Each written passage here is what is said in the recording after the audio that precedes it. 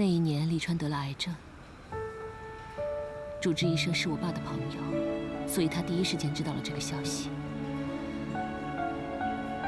从小到大，我都争强好胜，什么都要最好的，习惯了老师对我的称赞，同学对我的羡慕。所以，当我知道利川这个病之后，他将来不是死就是残废，我觉得我接受不了。 正好当年我爸去参加了一个支援非洲的医疗小分队，我就跟去了非洲，一去就去了1年。其实我想避开利川的，我没给他打电话，他很敏感，很快意识到我对他的冷落之后，我们再也没有联系过。那后来？ 你就没有见过利川了吗？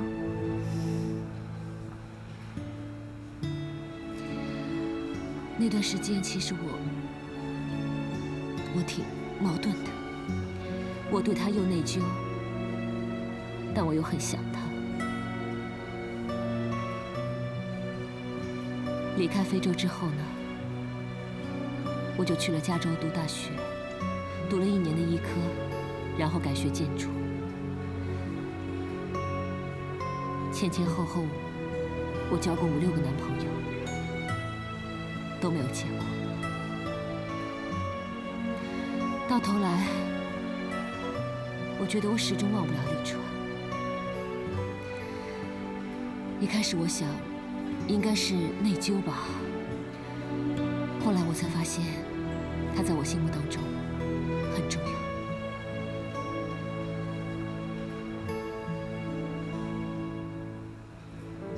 毕了业之后，我就去了 GMF。GMF 很大很大，我跟利川一个在这儿，一个在这儿，很远。但很快我们就相遇了。见到他的时候，我很震惊。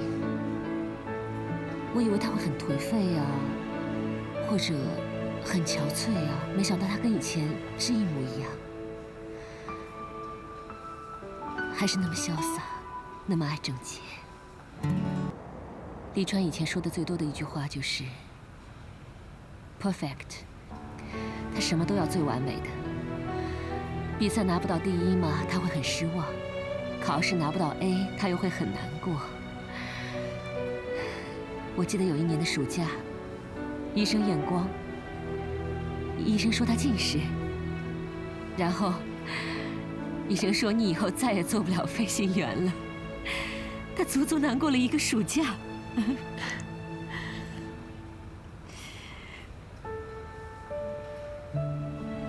一个这么爱完美的人，你想想看，他没有一条腿，对他来说是多大的打击？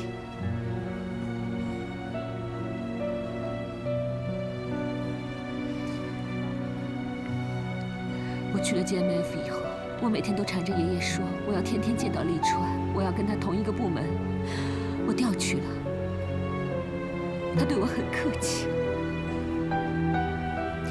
第2个礼拜，他就说他要去上海。我跟你一样，闹啊，吵架，每天都死缠着他，没用。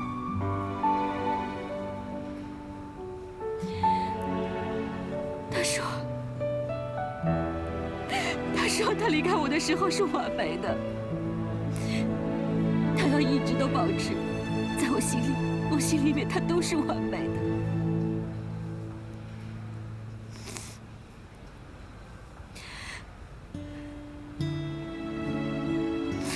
Jeanette，你也不要难过了。其实，他不是不能接受你，是他不能接受自己吧。 我以为他去了上海，以后都走不出这个阴影了。没想到他遇到了你。一开始我真的很吃醋，但我慢慢，我发现他变了，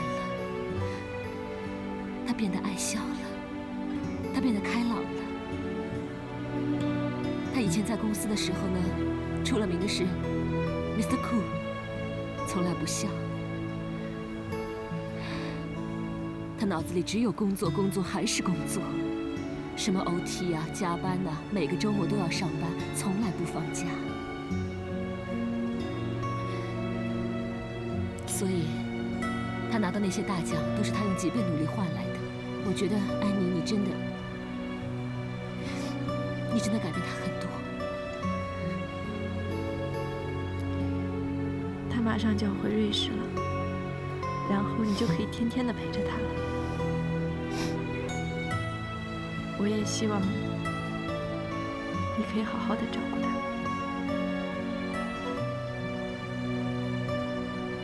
你不回去了？我跟他说了，我说只要他还活着，我就会move on。说到总要做到，对吧？你们俩到底是怎么了？为什么要互相折磨对方呢？我跟他之间的爱情呢，最大的一个主题就是互相折磨，所以不在一起也好，也就解脱了吧。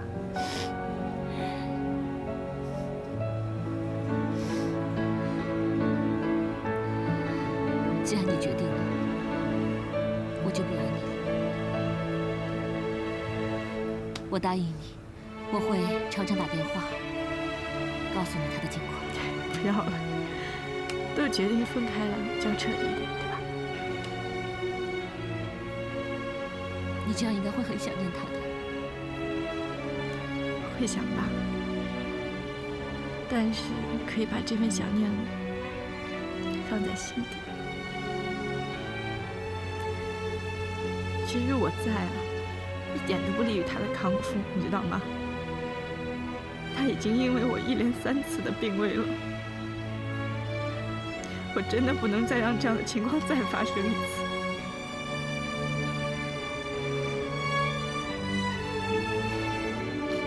安妮，你不要这样想。